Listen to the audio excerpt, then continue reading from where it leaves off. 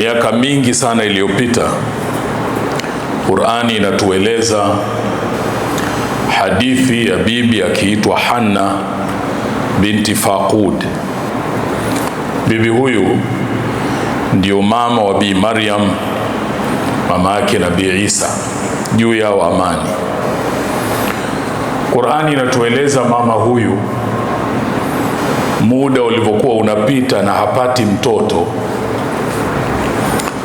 akatamani kupata mtoto, akamwomba Mwenyezi Mungu Subhanahu wa Ta'ala ampatie mtoto.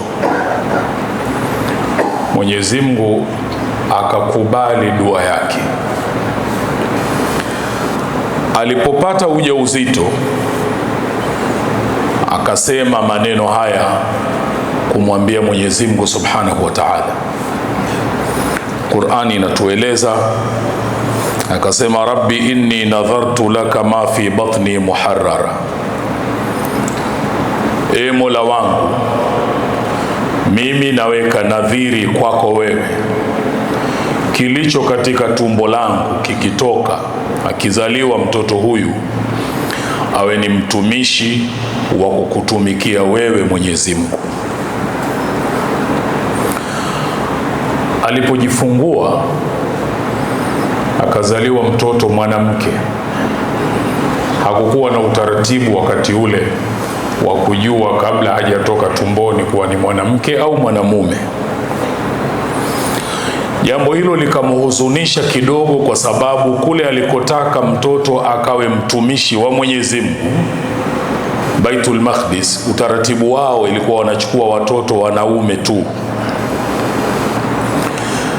Mwenyezi Mungu anaeleza jambo hili kwamba kule kuhuzunika kwake hakuwa anajua kwamba wallahu a'lamu bima wada'at, Mwenyezi Mungu ndo mjuzi zaidi wa yule aliyemzaa kuwa atakuwaje huko mbele. Lakini yeye alipata tabu kidogo, japokuwa nadhiri yake ilitimia kwa mtoto huyu kuwa mtumishi wa Mwenyezi Mungu na kupelekwa kule alikotaka. Qur'ani inatueleza, akaendelea bibi yule kwenye maneno yake, anasema na Mola wake, akasema, wa inni samaituha Maryam, na mimi mtoto huyu mwanamke nimempa jina na muita Maryam, ikiwa na maana ni mwenye kufanya ibada, mtumishi wa Mola wake.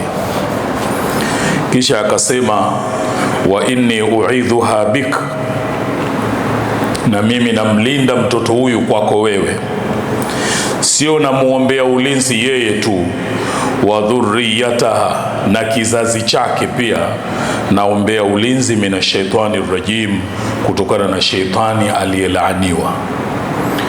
Mama mwenye busara anafanya haya kwa mtoto wake. Mama mwenye busara anaweka utaratibu mzuri wa kutakia kheri watoto wake. Kwa hiki alichokifanya, Mwenyezi Mungu anatuambia, fataqabbalaha rabbuha biqabulin hasanin, Mwenyezi Mungu akamkubalia dua yake, tena kubali lililo zuri. Wa ambataha nabatan hasana, na akamuotesha, kama mtoto huyu alikuwa ni mbegu, akamuotesha muotesho ulio mzuri. Mkulima anajua anapotaka mbegu yake itoe mche ulio mzuri wa sawasawa, anatakiwa kufanya nini. Zingatia vile vile, ndio Mwenyezi Mungu anatufundisha kupitia neno hilo, wa ambataha nabatan hasana. Lakini kisha wakafalaha Zakaria, akajaalia Nabii Zakaria awe ndio mlezi wa mtoto huyu. Mama mwenye busara anafanya yaliyo mazuri kwa ajili ya watoto wake. Qur'ani inatueleza tukio hili ili sisi tujifunze, tujikague. Wale tunaowatengeneza binti zetu, tunawatengeneza kuja kuwa mama wenye busara, na kama huyu ni mama ajikague mwenyewe, anadhani yeye anaingia kwenye kundi la mama wenye busara. Mwenyezi Mungu atujalie kila la kheri. والله سبحانه وتعالى يقول: فإذا قرأت القرآن فاستعذ بالله من الشيطان الرجيم. أعوذ بالله من الشيطان الرجيم. بسم الله الرحمن الرحيم. فتقبلها ربها بقبول حسن وأنبتها نباتا حسنا وكفلها زكريا. صدق الله العظيم. بارك الله لي ولكم بالقرآن العظيم ونفعني وإياكم بالآيات والذكر الحكيم. أقول قولي هذا، استغفر الله العظيم لي ولكم فاستغفروه إنه هو الغفور الرحيم وهو البر الكريم.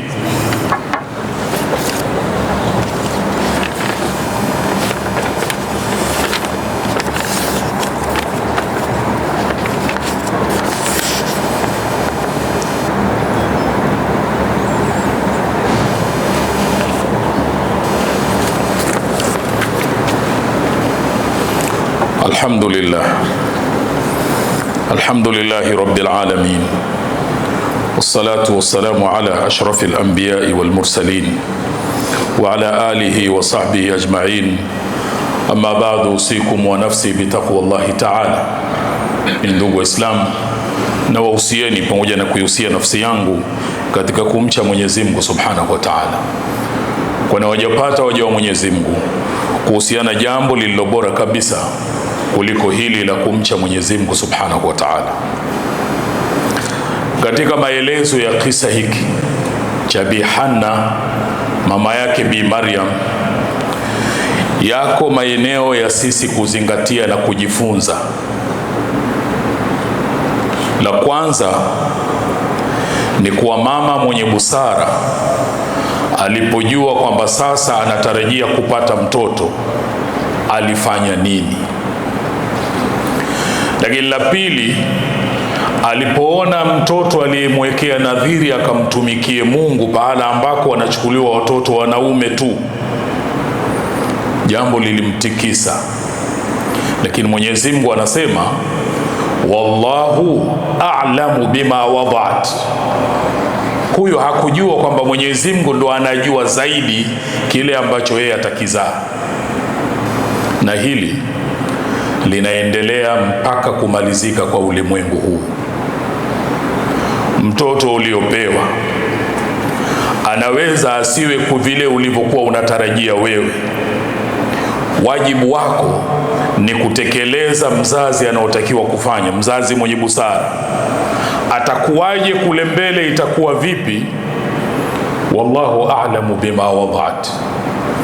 Inawezekana ulitaka aende sana, aje kuwa profesa siku moja, aje kuwa daktari bingwa, unakuwa disappointed, mbona hataki tena kuendelea?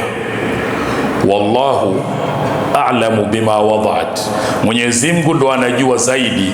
Elekea kwa Mwenyezi Mungu, muachie yeye, tekeleza wajibu wako. La pili, alipozaliwa mtoto yule, mama mwenye busara anamwambia Mwenyezi Mungu, namlinda huyu kwako, sio yeye tu, na kizazi chake. Inawezekana ulipopata wewe mtoto hukukumbuka maneno haya, hujachelewa. Nafasi ya mzazi kumwombea kheri mwanawe haimaliziki. Nafasi ya mzazi kumpa nasaha mwanawe hakuna wakati inakoma. Mwenyezi Mungu akakubali maombi yale kwa kubali lililo zuri. Dua ya mzazi kwa mwanawe ikiwa ikhlas ya sawa sawa, anaiomba kidhati, Mwenyezi Mungu anapokea. Na ndivyo alipotufunza Bwana Mtume sallallahu alaihi wasallam, ridha Allah, radhi za Mwenyezi Mungu, fi ridha alwalidain, ziko katika radhi za wazazi wawili. Ukimwombea mwanao kwa ikhlasi kisawa sawa, Mwenyezi Mungu anapokea dua hiyo. Wa anbataha nabatan hasana, akamuotesha kama ni mbegu, uotaji na ukuaji ulio mzuri. Kwa sababu ya dua ile, Mwenyezi Mungu akasimamia mwongozo wa malezi ya Bi Maryam. Lakini mbele wakafalaha Zakaria, akajaalia mlezi wa Bi Maryam ni Nabii Zakaria, mtu mwema. Wewe nani analea mtoto wako? na sio kulea pale nyumbani tu kwa sababu bado mdogo. Kule ulikompeleka, chuo ambacho kiko kwenye league table ndo number 1, nani analea mtoto wako kule mwenye sifa kama ya Nabii Zakaria? Wakati tukikumbuka mama mwema, mama mwenye busara, Mwenyezi Mungu pia akatuwekea mama mwingine mwenye busara akiitwa Bi Amina binti Wahab, mama yake Bwana Mtume sallallahu alaihi wasallam. Katika mwezi kama huu alimzaa mtoto wake, lakini baba wa mtoto huyu amefariki miezi miwili kabla yeye hajazaa mwanawe akiitwa Abdullah.